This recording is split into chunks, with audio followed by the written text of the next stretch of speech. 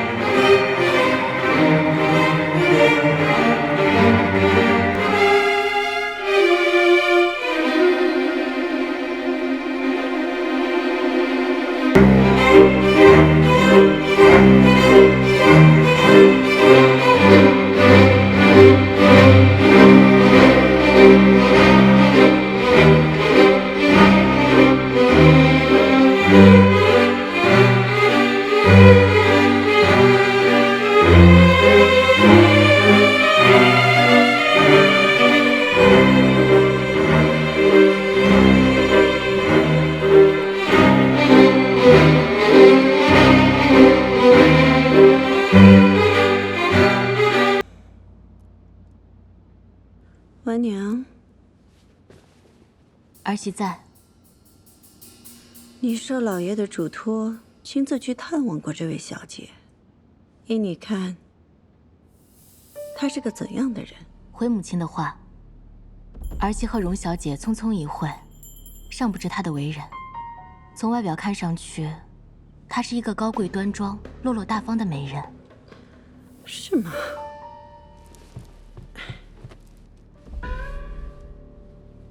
这天底下，你说哪会有逐父亲出族的女儿？即便她的父亲犯了大过，违背了祖母的禁令，可她身为人女，理当再跪再求，即便不饮不食绝食而死，也理当求得祖母的宽谅。可她倒好啊，千里迢迢传来除族这么可怕的命令，还能够面不改色，可想而知，她的心有多冷酷。我用小轿接她入府，就是为了试一试她的心性。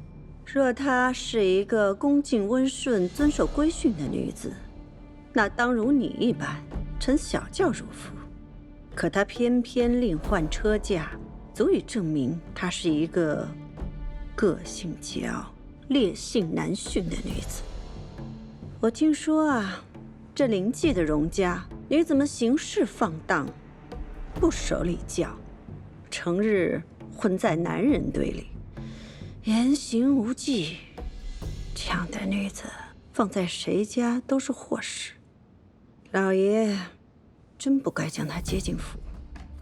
母亲说的是，国公爷此举是为了劝回二弟，他要请母亲再忍耐一些，不与他计较。妻贤夫祸少，妖娆无德的女子都是祸水。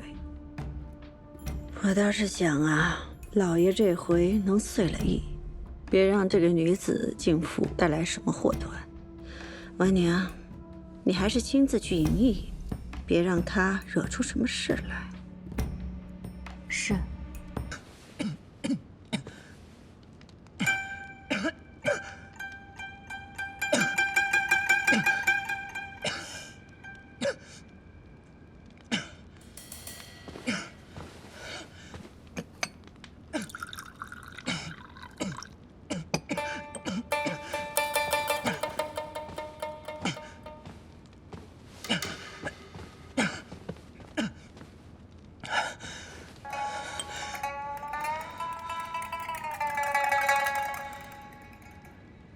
叫那个女人来，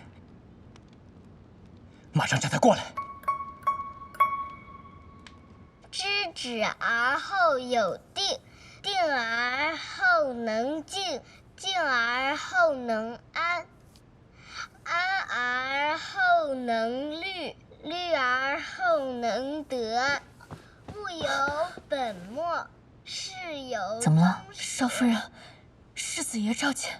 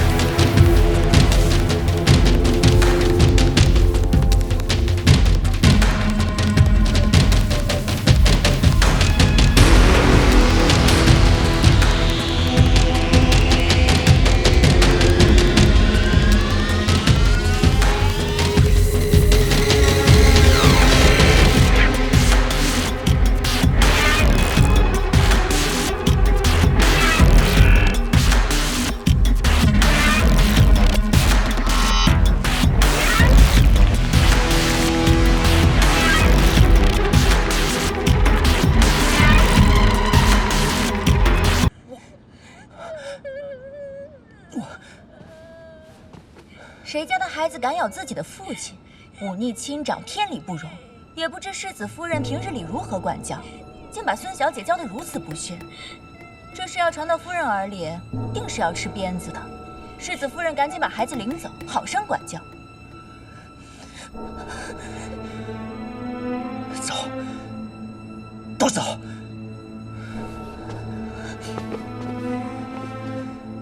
世子爷莫要动怒，妾陪你饮酒作乐，再把蝶儿、钏儿、秦风通通请来。还有悄悄的，咱把戏班子都请来，热闹热闹，聚聚晦气。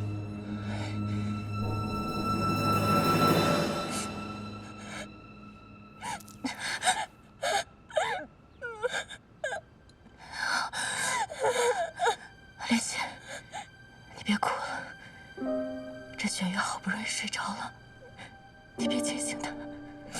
少夫人，世子爷太过分了，天心那贱婢的挑唆，每次都冲你发脾气，你也太苦了。世子不得老国公欢心，本来处境就不好，我不欲张扬，是不想再惹是非了。那您的手臂，这可怎么好啊？你给我一块纱布。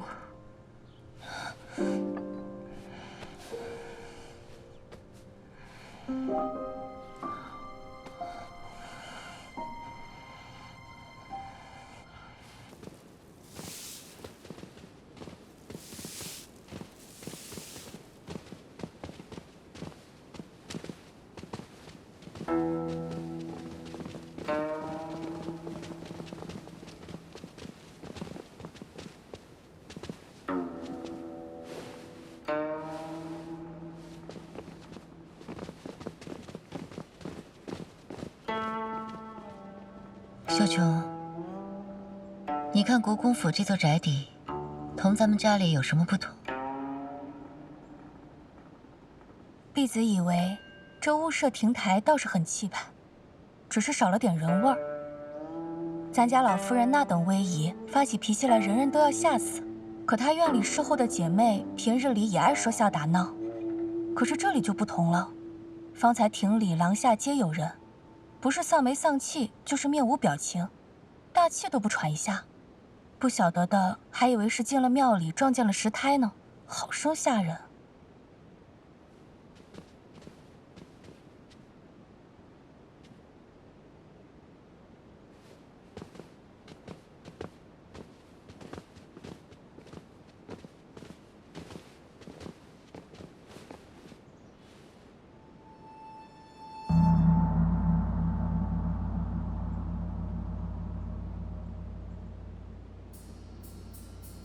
荣小姐来了，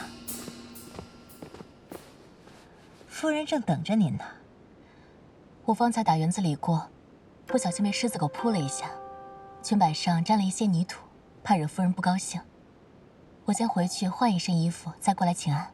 莫怪老奴多嘴，国公夫人已经等了许久了，就要生气了。您还是一道进去吧。荣小姐，请。还是夫人先请。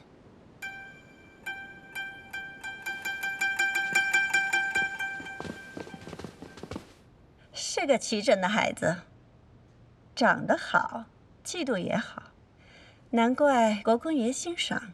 我呢，也是欢喜得很。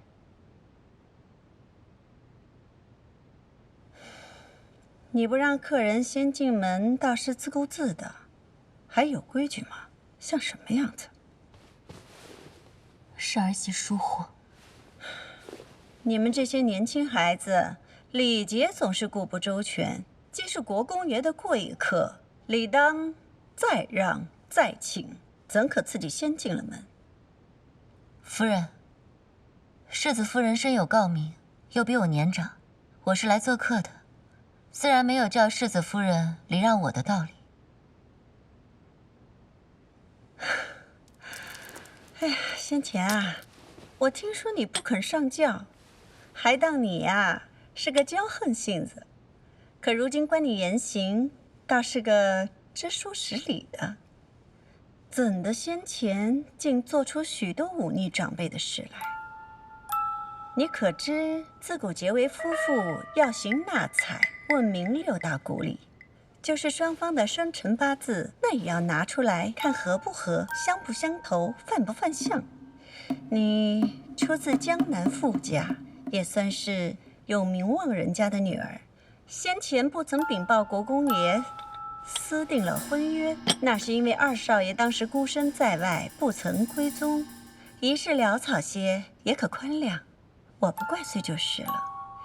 你可知国公爷请你入府，就是认了你这儿媳妇的意思。我呢，是不满意的，可也不好驳了国公爷的意，少不得往后啊，辛苦一些，多教教你规矩。连妈妈，世子夫人谦让你，那是她宽容大度。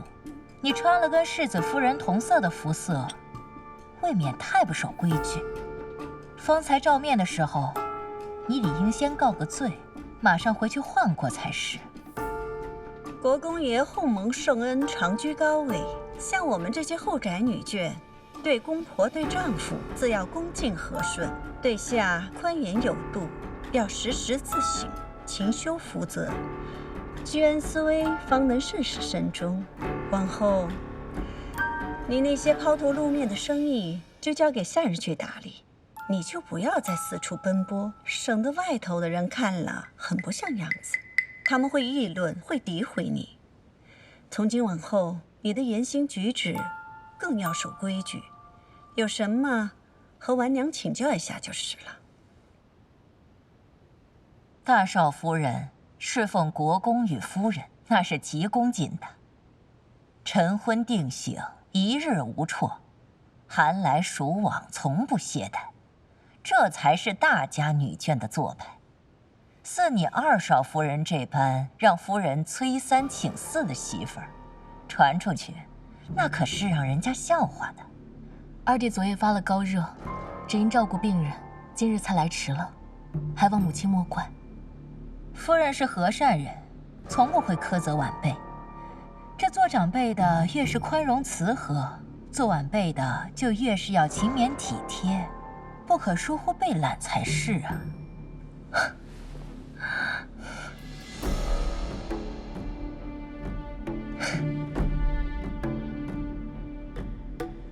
你家祖母没有教导过你，长辈说话的时候要静心聆听，有什么可笑？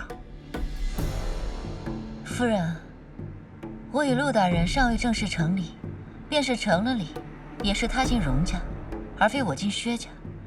您这些规矩，怕是没有用武之地。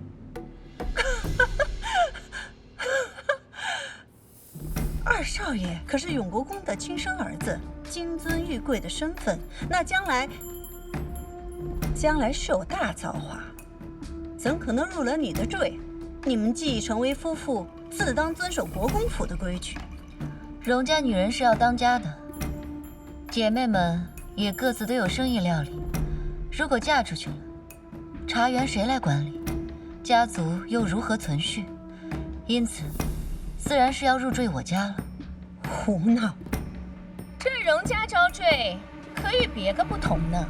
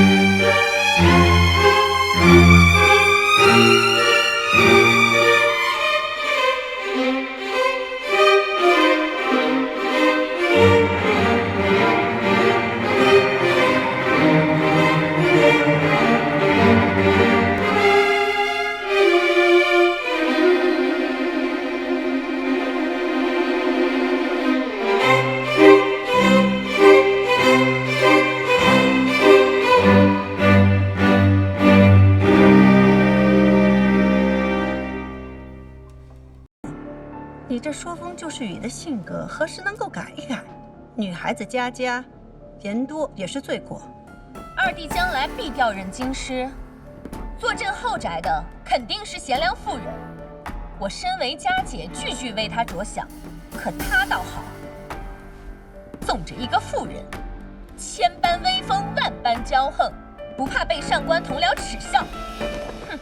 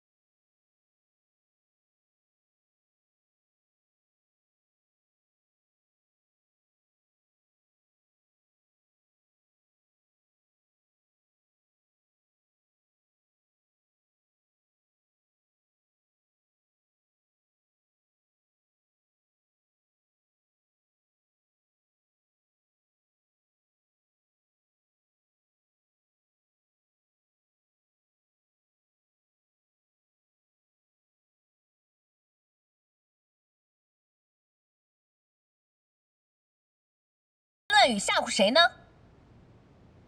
我怎么从未听说？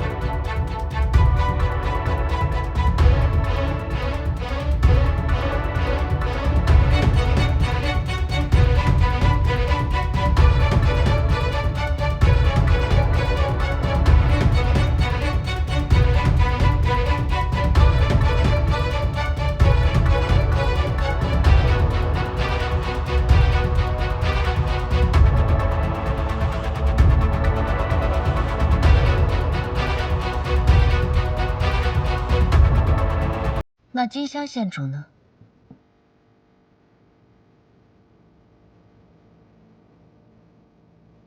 母亲，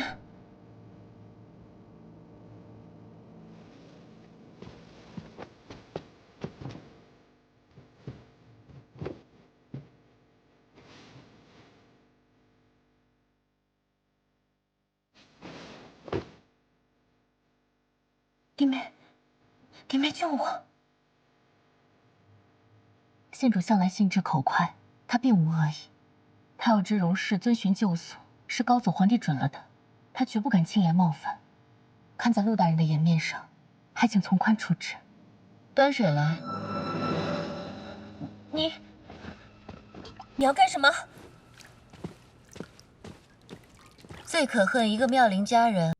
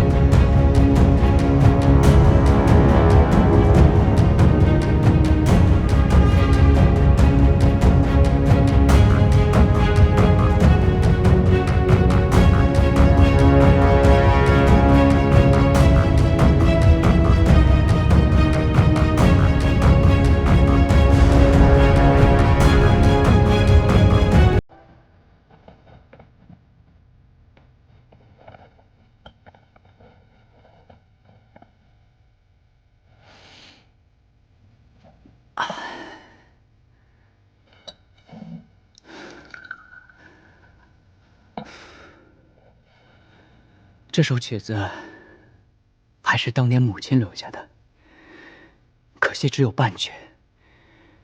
母亲去后，这曲子便再也无人弹奏。我看实在可惜，寻了许多人想去下半阙，可偏偏都不能如意。后来索性亲自编排，你看怎样？世子序的曲子自然是好的。上阙灵性逼人，婉转清丽；下阙工整有余，灵气不足。实是我天分有限，未能继承母亲的才情，只好狗尾续貂，惹人笑柄。想她当年才早过人，16便以文辞名动京师，这等才貌兼备的女子，当今世上还有几人呢？我也不过是借着这首曲子，聊表对母亲的思念之情罢了。母亲？谁又是你的亲生母亲？那个险些逼死你亲娘的嫡母吗？来我这里，一杯酒都不吃，这是什么道理？快吃下这杯酒，大哥再给你满上一杯。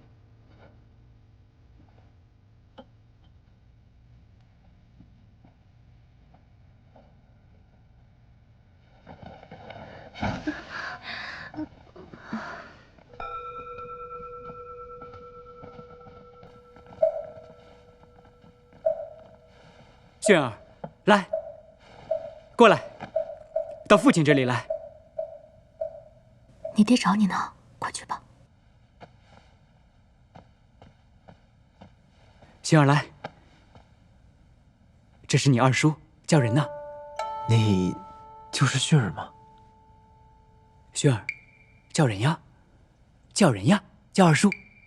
轩儿，叫人呀。哎，旭儿第一次见你，有一些怕生，二弟不要介意。无碍的。旭儿，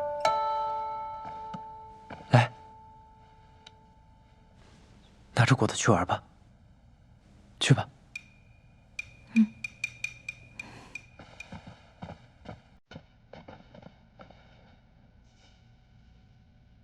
轩儿小小年纪，竟敢当面扫父亲的脸，教出这么个不懂事的儿子。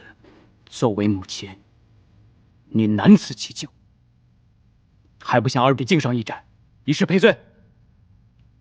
你们愣着做什么？接着唱，接着跳啊！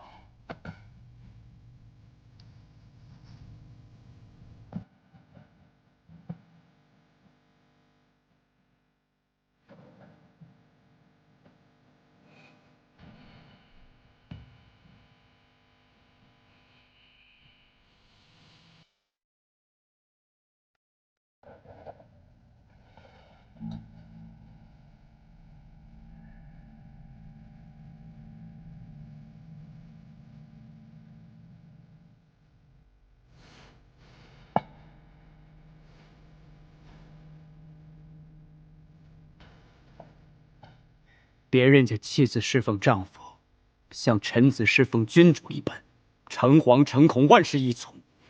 可你呢？我与兄弟共叙天伦乐事，你也要拉长个脸，诚心许我晦气。挑着孩子不敬尊长，畏畏缩缩，一副小家子气。你聋了吗？二弟不肯饮，你便劝他饮。大哥，外人面前，须长嫂体面，怎可命他当着一众武姬面前劝酒呢？这不合理智。大嫂，我看还是免了吧。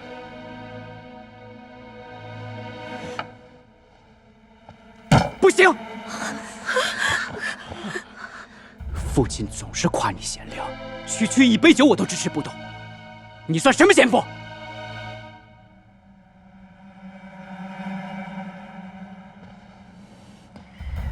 我不是什么贤妇，你也不是什么有德之妇，只是我上辈子杀人放火作孽太多，才会入了你这个无夫之门。你说什么？大哥，你这是做什么？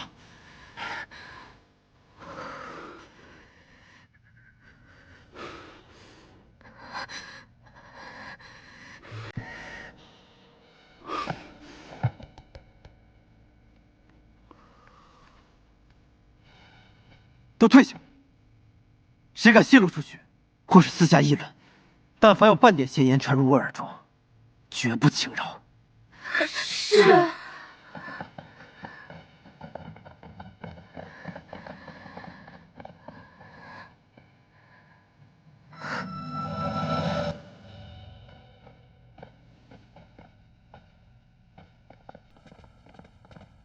二弟可真是威风啊！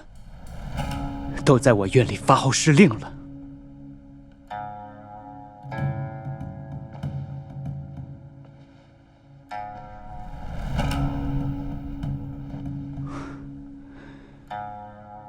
大哥，你是真吃醉了。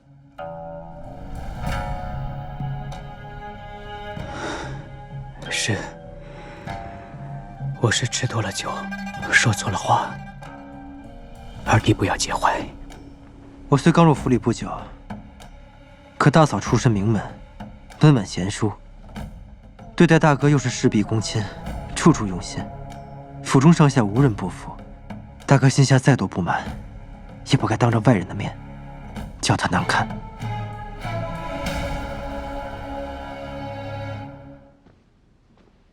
二少爷，这嫂子不肯敬你，小嫂子敬你一杯，你吃不吃？就你是个胆大的，可这二弟身边那位荣小姐，身上是带了鞭子的。听闻荣氏女子最爱呷醋，丈夫见了她胃如猛火，只怕二弟不敢吃你这一针。这些微小事，二少爷不晓得动怒。世子爷亲自编曲，又叫人挤出这珍藏10年的佳酿，盼了很久的兄弟团聚，万不可扫他兴致。请满饮此杯，还做亲热兄弟。大哥，我看你是真的醉了，今日早点歇息吧。有什么事，等你酒醒了再说。这个人冷冰冰的，我又没得罪他，好似我是什么脏东西。世子爷，那这酒……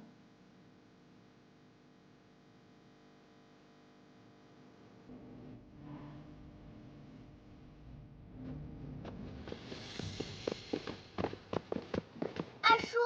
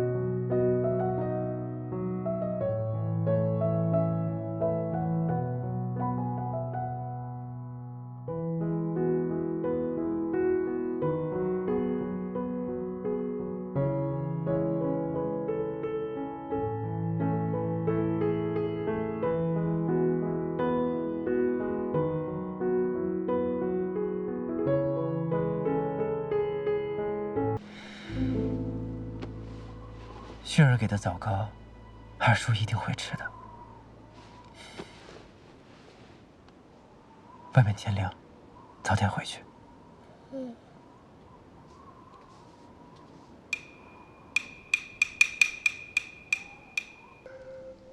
得知家中母亲又犯头风，我想到自己远嫁无法尽孝，刚刚在荣小姐面前失了分寸，让你见笑了。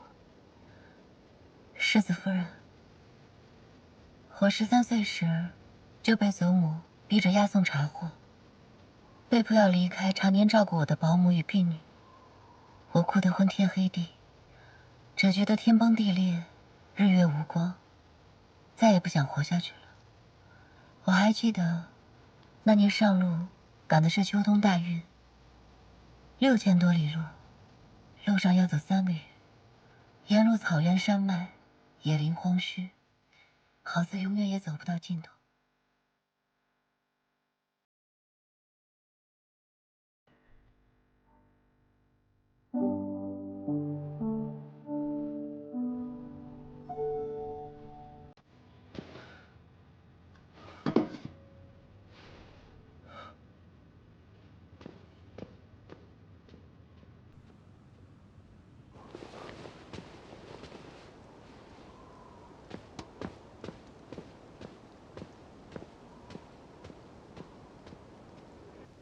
其实，世子。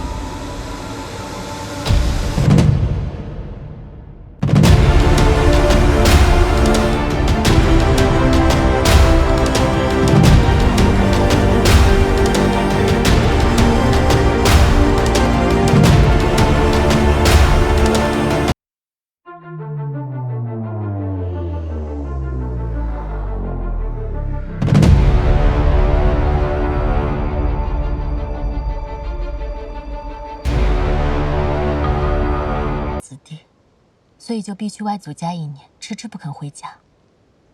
后来父亲考教。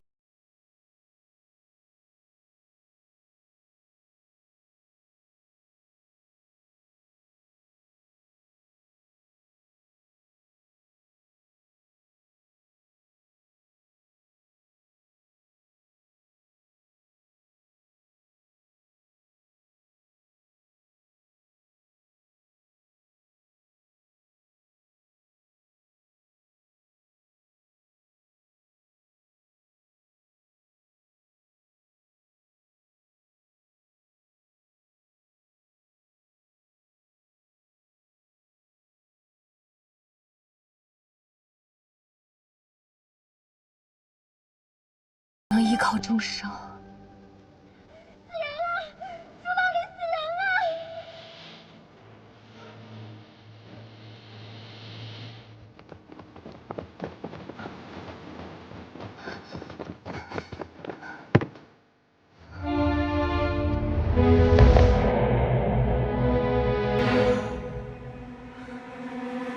二弟他不是他。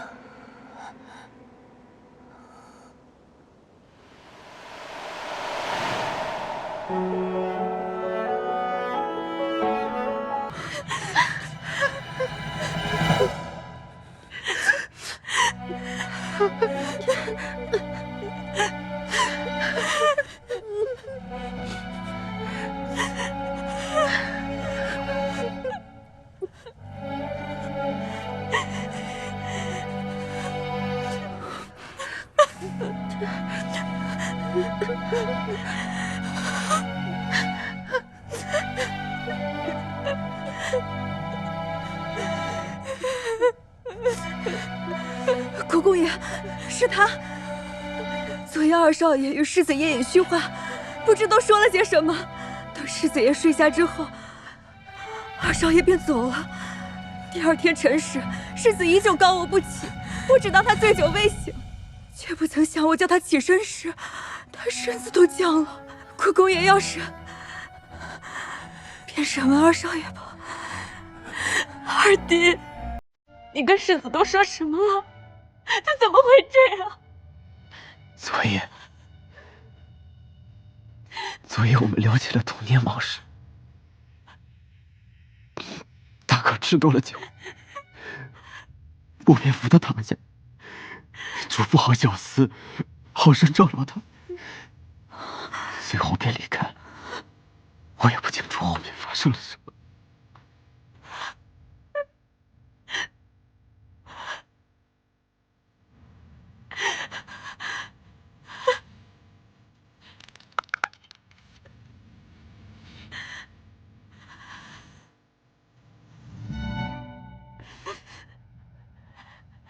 你为何这么看着我？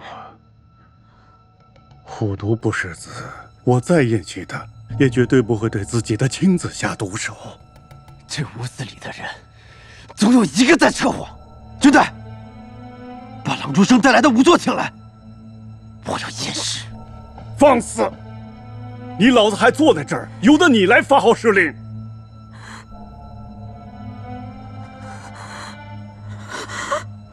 你大个子伤了腿之后就心情大变，终日躲在这间房间里，腿上久久难愈，忧惧成病，药食无力，才会半夜暴死。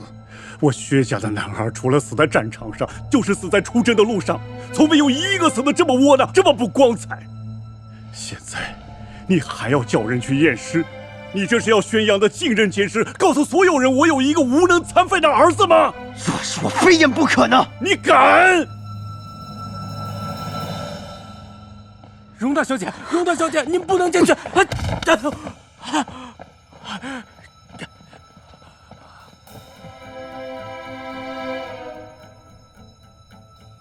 好啊，我的亲生儿子，这是要伙同外人来造我的反。荣山宝，你当我国公府是什么地方？容得你说闯就闯，如此放肆吗？去验。我说不准验。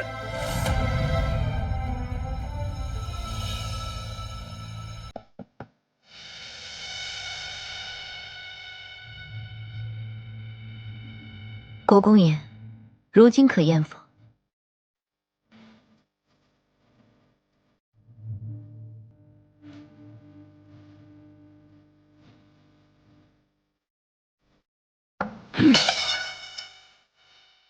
验。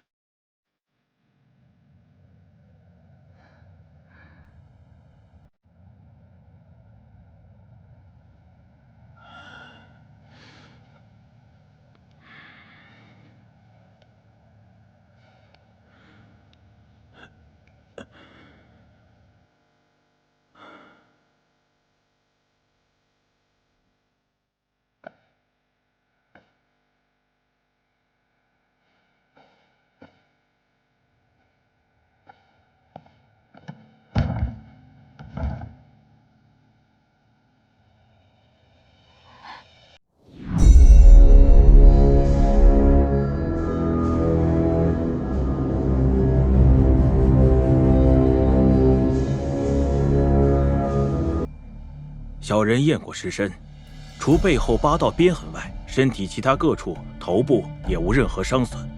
后以银针探入死者喉部，拆出鲜亮如初，故死者也并非中毒身亡。不是下毒，不是殴伤，他究竟是……他到底是怎么死的？禀国公爷，以小人查验尸身的情形来看，世子是夜间突发暴病身亡，不是他人加害。不是。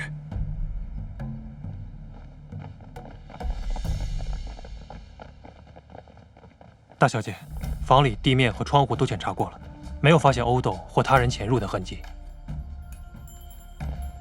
国公爷，世子昨日亥时歇下，因素日浅眠，不许下人走动咳嗽，怕扰了世子好眠，屋内酒席不敢收拾。他二人便守在门口守夜，通宵未见外人出入。姬妾们未经召寝，都在各自房内。今日辰时，季平姑娘带了婢女入内，未过多久，里面便哭嚷起来。世子真的是狠心，丢下我和一对儿女，就这么撒手走了，连最后一面都不曾见着。难怪要请仵作查验，原来是暴病身亡。这样一来，二弟的杀人嫌疑便摘得一干二净。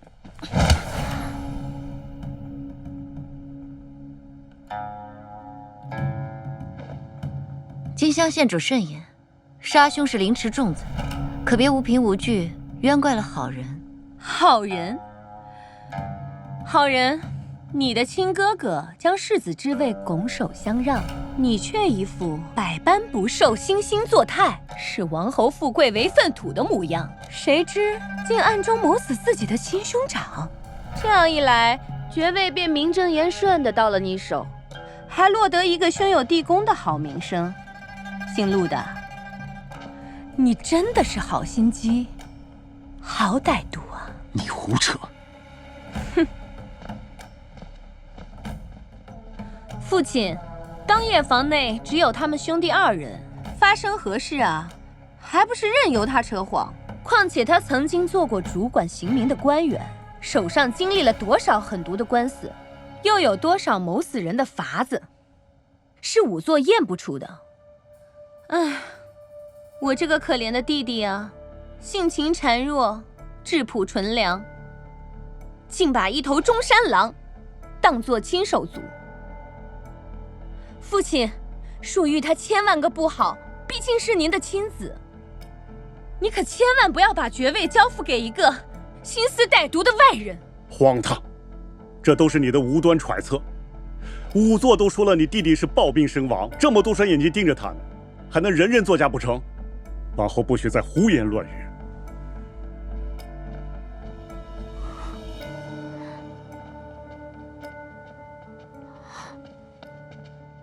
水娘，谁让你把孩子带过来的？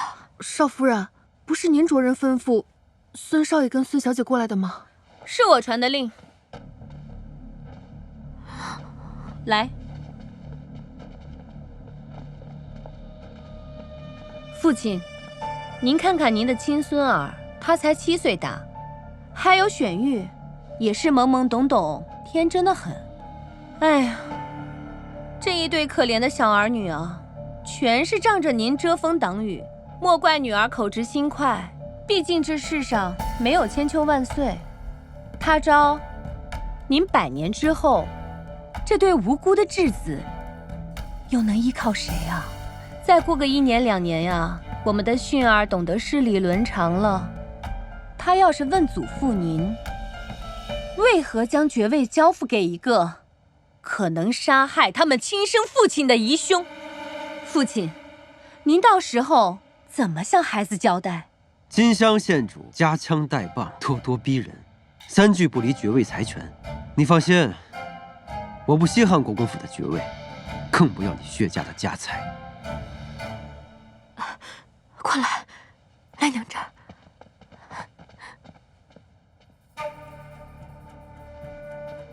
想要自证清白也不难，只要陆将来放弃富贵王权，亲书一封，断亲文书，自此之后离了永国公府，生死贫富永无瓜葛。就算是以后啊，在街上遇到我们家训儿，也不要舔着脸来自称叔父。我呢就信你个不贪权不图财，是个无辜好人。不急，他声声句句看似荒谬，实则铺排陷阱，步步紧逼。居心要你背上杀兄污名，你不应，必是你谋绝害命；你应下，那世人更要疑心你是真凶，才将国公府赶了出来。无论你应与不应，是否继承爵位，往后都要遭人诟病，骂你是个谋死兄长的恶逆之徒，好生阴毒的手段。哼！除非兄长的死因水落石出，我绝不会在此刻离开薛家。国公爷，大哥不曾派人杀我，且也阴谋行刺的另有其人。此人诚心在我们兄弟之间制造嫌隙与仇恨，挑唆着我们自相残杀，以此谋取利益。我非揪出此人不可。好，那你说说，谁会有这么大的胆子？昨夜世子用过的酒菜，可都试过了？都验过了，并无毒物和相冲食物。那一碗姜汤呢？姜汤，这……方才查验清点物品，并没发现什么姜汤。不是说无人出入过世子房间吗？那喝剩下的姜汤，如何凭空而飞了？季平，那碗姜汤是你送进去的？是，那碗姜汤的确是婢子送的，可是喝了没喝？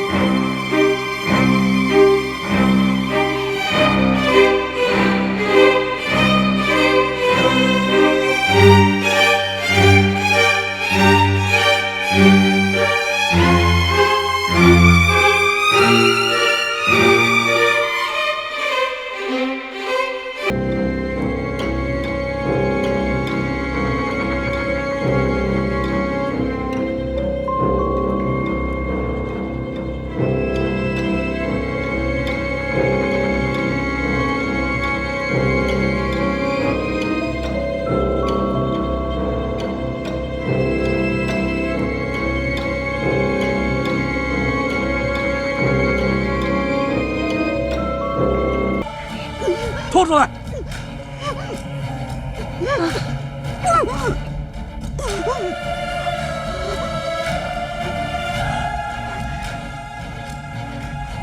是林兰香丸。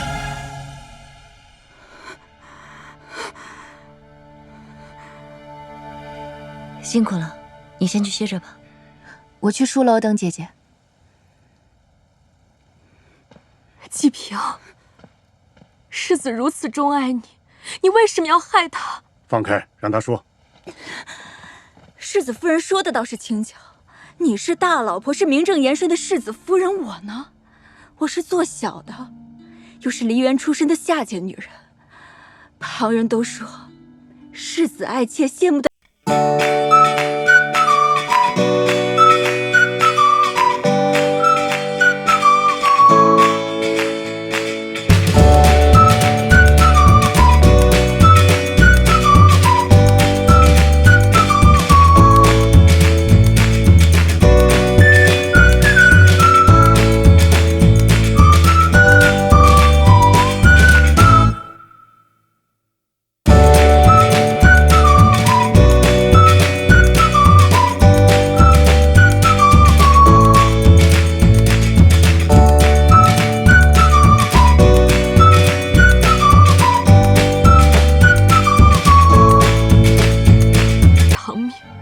你杀的是亲夫，岂有活路？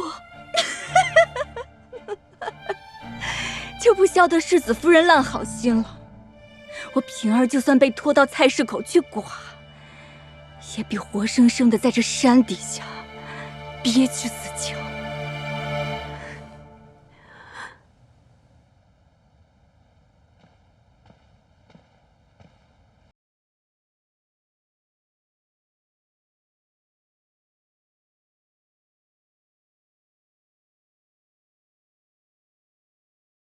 贱人，谋害亲夫，天理不容，是该拉出去活剐。只恐张扬开来啊，毁了我自家的名声，倒叫外人诽谤生事，坏了父亲的一世英名。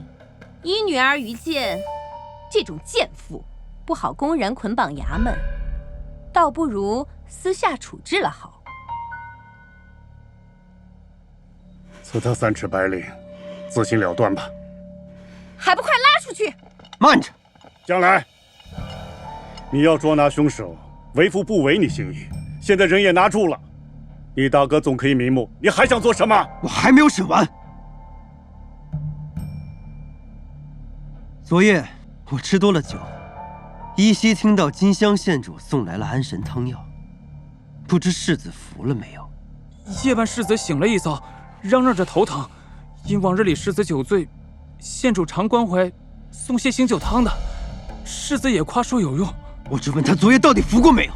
安神汤一直在廊下炭火炉上煨着的，小人就倒了半盏，世子爷吃了又睡下了，剩下的都在茶水房里。陆将来，明明已经抓住了杀人真凶，你还在这里问东问西，难不成你是怀疑我杀了我的亲兄弟？就算是没了世子爷，这爵位也不可能落到我头上。府中花园可有铃兰？或是有谁的院子里种过？花园里都是些奇花异草，未曾有人种过铃兰。那可就奇了，一个梨园出身、见识不多的深宅妇人，连院门都未曾出去过，是谁告诉她铃兰有毒？如何杀人不为人知？她又是从何得来的铃兰香丸？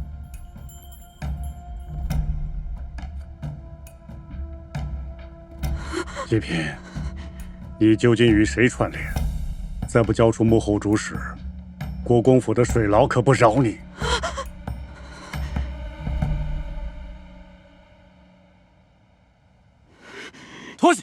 行伺候。不要！我不要替身了！我不要替身了！那就说，求国公爷，给我个痛快吧！饶死！饶死！我不替身了！我不替身了！我不要替身了！国公爷动了大刑，难免会屈打成招，还要防他攀扯无辜，冤枉良善，倒是露了下乘。将来，君代在，去茶水房把安神汤药取来，验一验便知。是。你这是疑心，我同个妾室勾结。行吧，验吧，验吧，验吧。我又没做亏心事，有什么验不得？少夫人，娘，你怎么了？娘，你快醒醒，快醒醒！娘，你快醒醒！娘。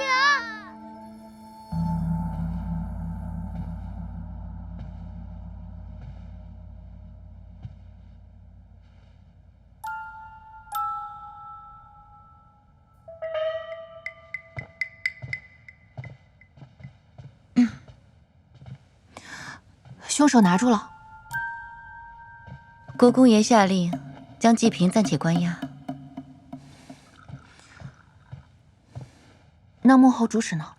季平姑娘自小跟着戏班子走街串巷，高门大户里的阴司见得不少，知道铃兰有毒也不为怪。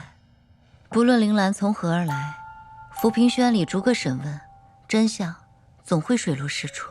我看未必。哦，何以见得？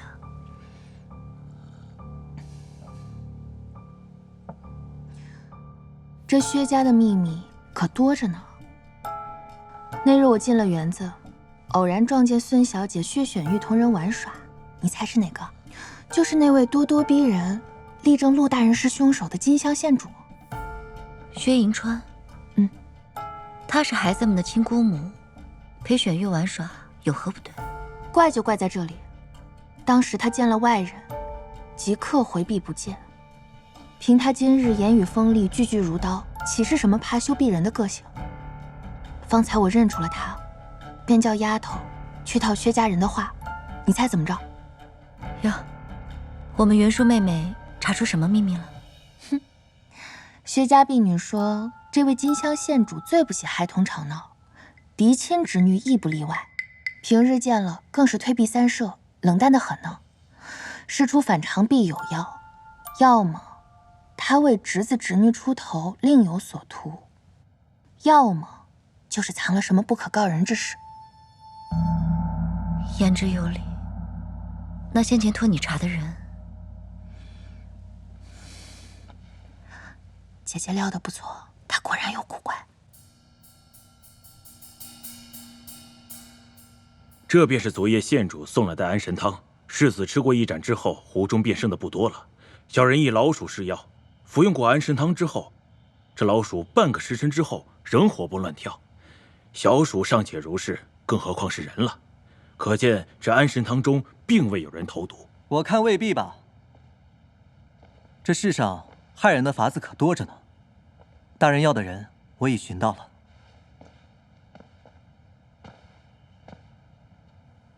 草民见过大人。费尽心思才将人请了来。陶家5代行医，祖上当过太医的，说精通药理，陶大夫认了第2，只怕京师无人敢认第1了。陶大夫，万事托付。大人言重了。来的路上，郎先生已经同草民讲得分明，草民竭尽全力，不敢有失。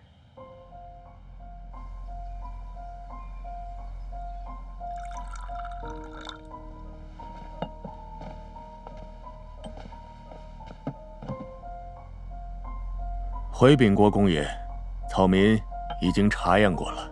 说，这安神汤里头有人参、石莲肉、麦冬、茯苓、当归，可补益心气，清热除烦。因世子爷腿有旧伤，又辅以龟甲、虎颈果来强体健骨，确实大有裨益。哼，父亲，您可都亲耳听见了。这安神汤药里啊，都是良药。女儿险些被歹毒的坏人给冤害死了。将来，你大嫂哀伤过度，强撑着病体也要替你审断，便是要替你哥哥求个公道。这就是你的实证吗？陶大夫的话还没有说完，诸位急什么？好，接着说。安神汤的药渣里头还有些肉桂、附子和草乌，这是治风寒湿痹、补火止痛的。肉桂附子又如何呢？人参、茯苓、当归原是固本培元、温补气血的良药，添了附子、草乌，散邪祛风，那就是大神效活络丹的功效了。我问过近身服侍的小厮，世子因腰腿病痛，与阴雨变天，半夜常有四肢拘急、屈伸困难，病腿关节也变了形。宫中的刘太医留下了一副良药，药方我也看过，正是祛风通络、止痛益肝的天麻丸。日服一味的天麻丸是对症的，大神效活络丹也吃不死人，二者同服却不然。尤其是附子，性热带毒，一旦过了量，有益之药也成了剧毒之物。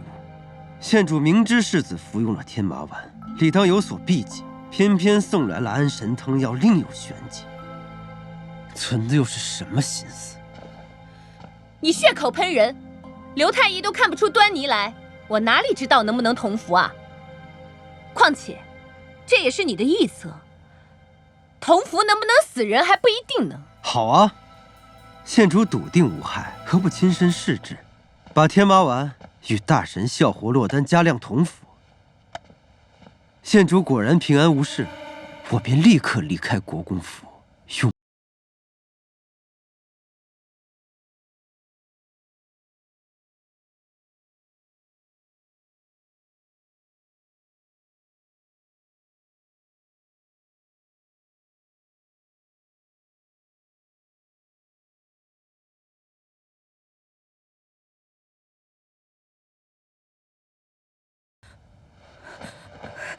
父亲，群医母亲久病郁结，夜不安寝，我特意请了宫里的太医，给她开了安神汤药，服下果见奇效。女儿只不过是借花献佛，忧亲弟弟的身体，绝无半点歪心思。身为女儿家，既不能顶门立户，也不能承袭爵位。我与弟弟从小一起长大，感情莫逆，我怎会居心害他？反叫一个外人得了势，说我会害我弟弟的，于情于理都不合的。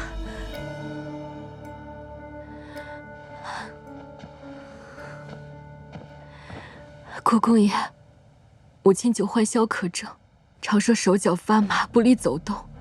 儿媳回去央求祖父开了一味药方，说是治手脚发麻最好的。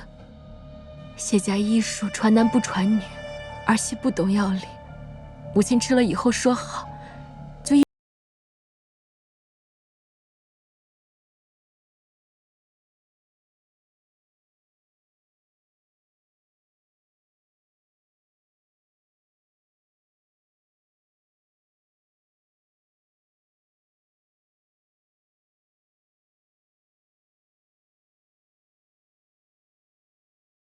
你是不知内情，旁人却非必勿信。把夫人请出来，快去！是。谢氏女雍容大度，素有德行，京城尽人皆知。为父相信你的为人，把她扶起来。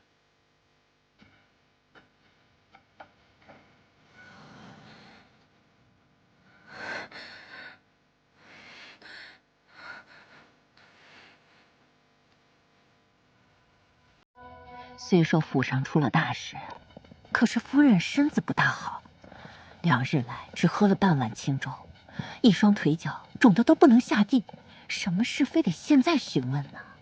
太不近人情了。落轿。哎，轻点儿，都轻点儿。夫人，你还病着呢，国公爷不会怪罪的，还是让他下轿。夫人，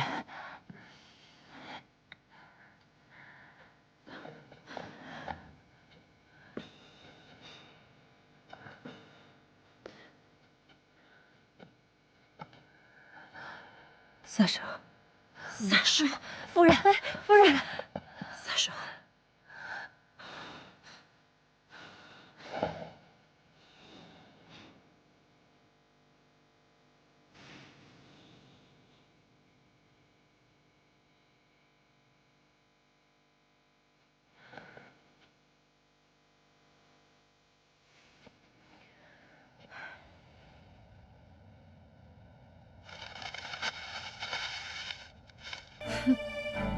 母亲不会暗害世子，我就会害人啦。他多年受到冷落，心中难免生恨，一时思虑不通，铸下大错。你还一味地替他辩驳，这是要将罪名推到我头上啊！父亲，女儿冤枉。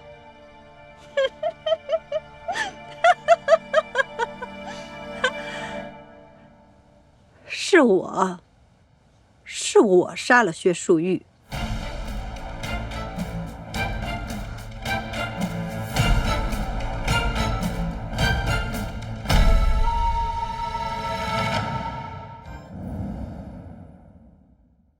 不论铃兰从何而来，浮萍轩里逐个审问，真相总会水落石出。我看未必。哦，何以见得？中国茶叶种类繁多，有很多不同的品茶方式。我们聚庄荣家是以种植龙井为主，喝龙井得用对方法，才能品尝出它满口的鲜灵劲儿。首先温润一下杯子，捏一撮茶叶放进杯底。烧开的水晾3分钟，让水温降至约80度，往杯底加一点点水，刚好没过茶叶。拿着杯子逆时针方向摇晃2圈，这个步骤叫做润茶摇香。然后用凤凰3点头的方式注入7分满的水，看茶叶浮沉，激荡着茶香。静待2-3分钟后，茶汤慢慢变成明亮的黄绿色，就是最佳的品茗温度和口感了。我们可以分3道品茗。第一道是品它馥郁清新的茶香，杯子里剩1半茶汤时再蓄水。第二道才是茶的真味，滋味鲜醇饱满，啜一口唇齿留香。待杯子里剩1/3茶汤时再蓄水。第3道是满口的生津回甘，茶香淡雅，持久悠长。喝完最后一道，记得把茶叶倒出来，放在清水盆里，可以欣赏泡进的茶叶依然在朵朵绽放。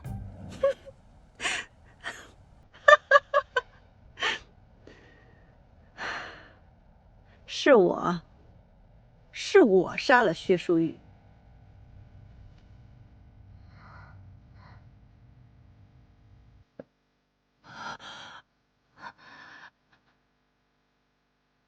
你这个毒妇，我就知道是你！夫人，不可一时夫妻口不择言，罪可不是乱认的。薛茂堂，你冷落我20年，如今我坏你一个儿子，反倒是便宜你了。只是当初我应该将这个口蜜腹剑、心如蛇蝎的东西给他一道送走，却不曾想今日变成一条毒蛇，反咬我一口。我当初就不该怜惜你，怜你少年守寡，长家体恤。哼，爸，真是被鹰啄了眼，是我自己识人不明，是我才是那个瞎子。事已至此，我听凭你处置。但你我夫妻多年，我可知道国公爷一个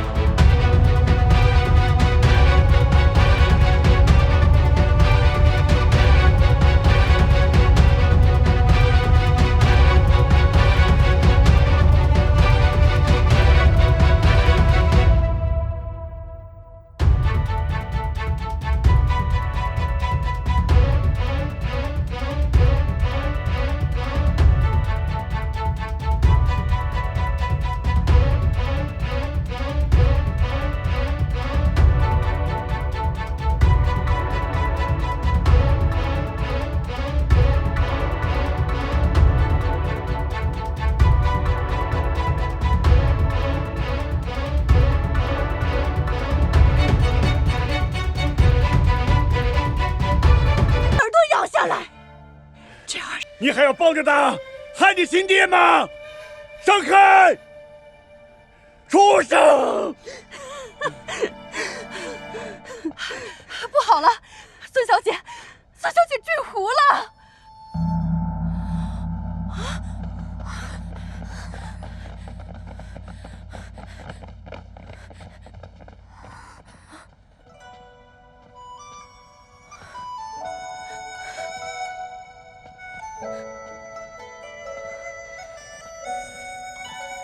乖孩子，去找你娘吧。娘，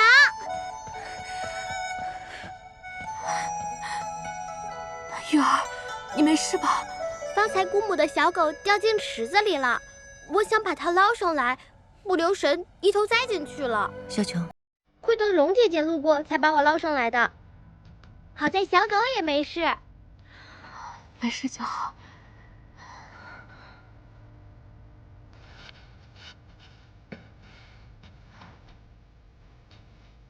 为人母亲，应当给孩子立个好的榜样。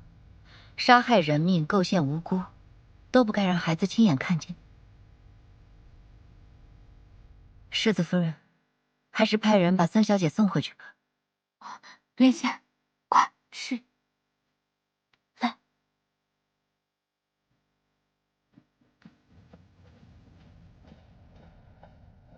苦海无边，回头是岸。金乡县主。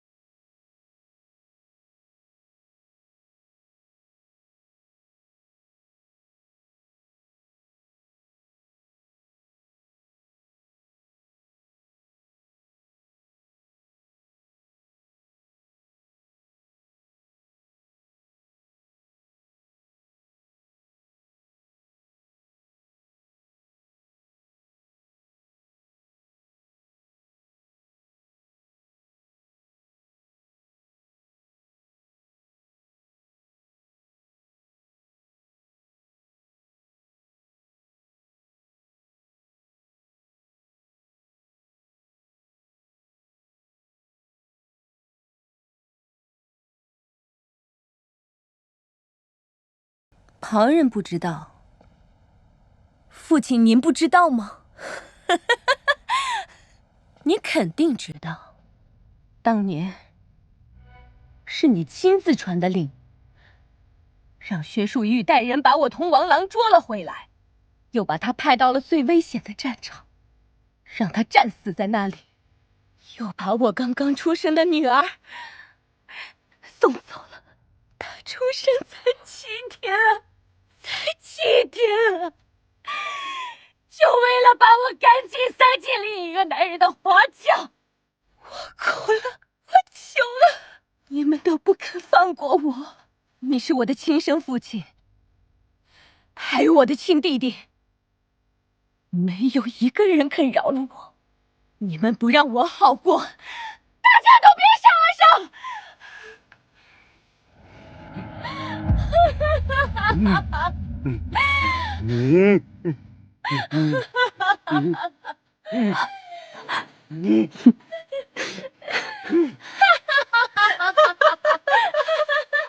薛毛桃，你什么人？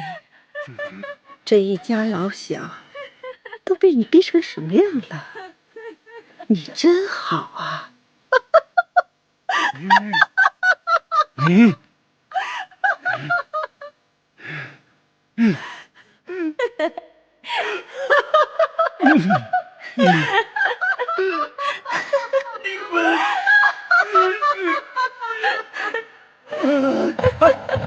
姑姑爷，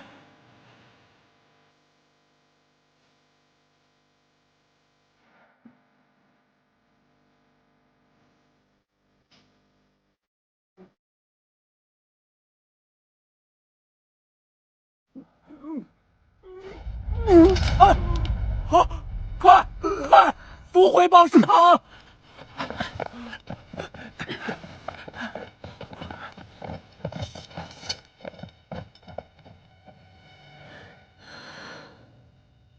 夫人病势沉重，又无辜受了冤屈，难免愤慨失度，言行过激，这都是国公爷武断害人。先请回去安心养病吧。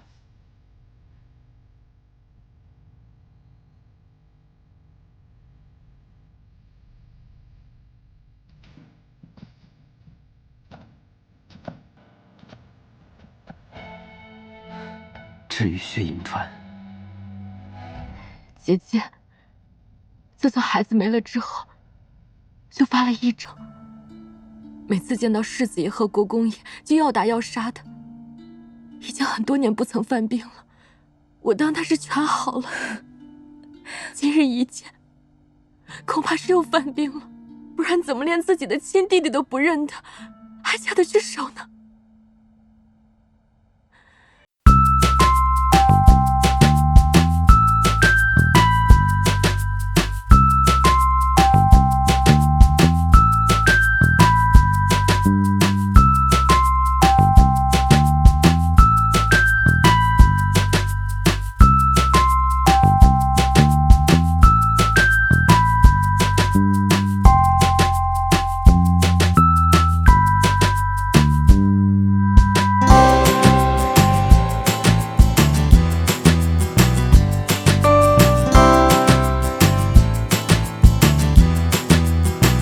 治好了病，再来接受杀人罪罚，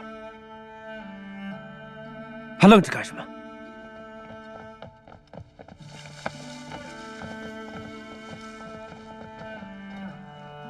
季平虽也在火盆里动过手脚，毕竟不是罪魁，又当如何处置？人虽不是他杀的，但铃兰却是他偷的，将他送到城外的庄子里去，重罚苦役5年吧。多亏二弟和荣小姐在这主持公道，现在真相大白，世子在九泉之下也可以安心了。只是现在国公爷一时半会儿主不得势，王后这若他的永国公府，就全仗二弟照拂了。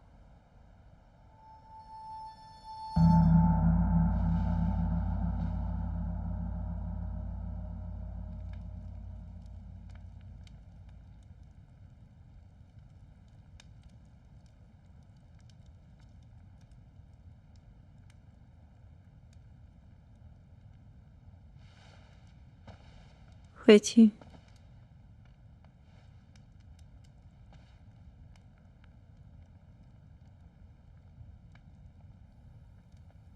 舒玉的死，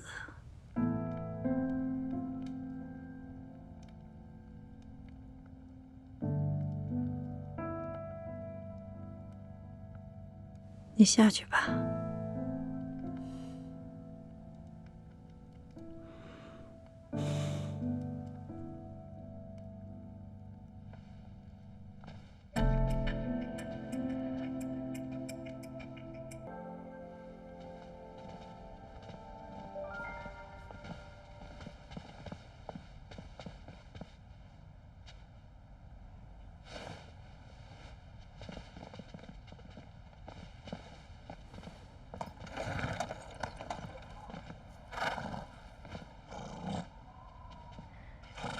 荣小姐有话要对我说。选玉是金乡县主的亲生女儿，我的孩子刚落地就夭折了，我买通奉国公之命，处置了女孩的家谱，把孩子秘密换了过来。祖父是太医院正，世子夫人想必也精通医术，那传男不传女的话也是无影之事了。耳濡目染罢了。雕虫小技，又岂敢夸耀人前？那位季平姑娘，也并非真的同世子夫人势同水火。那晚世子夫人向我袒露心声，绝非与我一见如故，而是为了拖住我。荣小姐世事洞明，为什么不拆穿呢？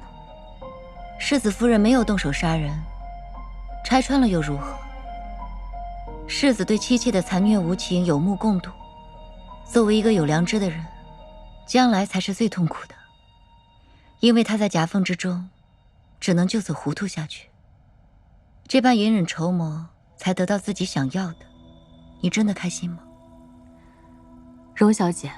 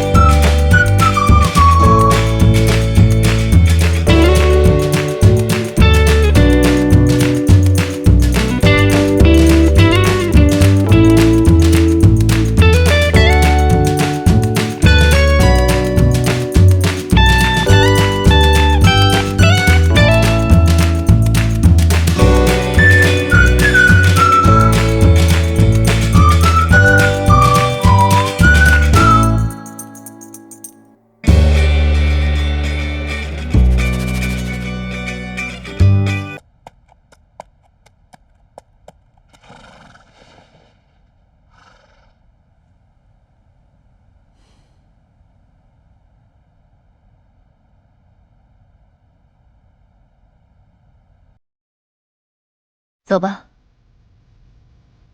启程。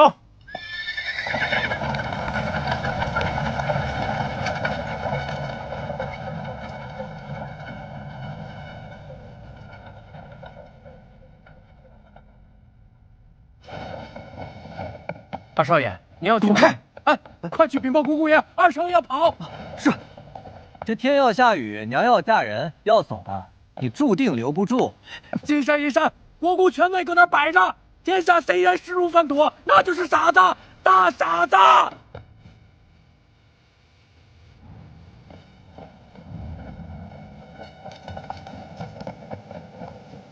站住！你要去哪儿？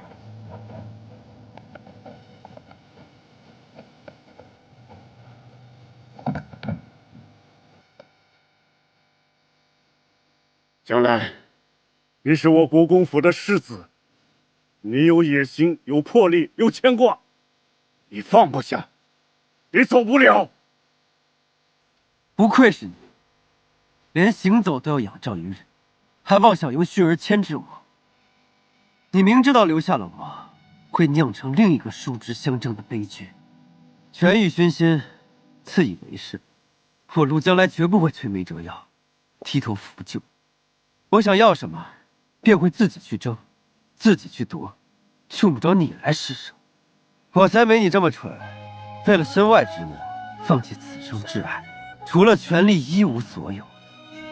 你呀，便守着这个人人憎你恨你的国公府，当一世的孤家寡人吧。唯愿今生，你我亲缘断绝，相逢陌路。江南，拦住他！拦住他！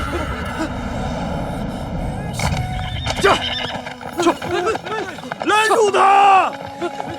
不必追了，他永远不会回来的。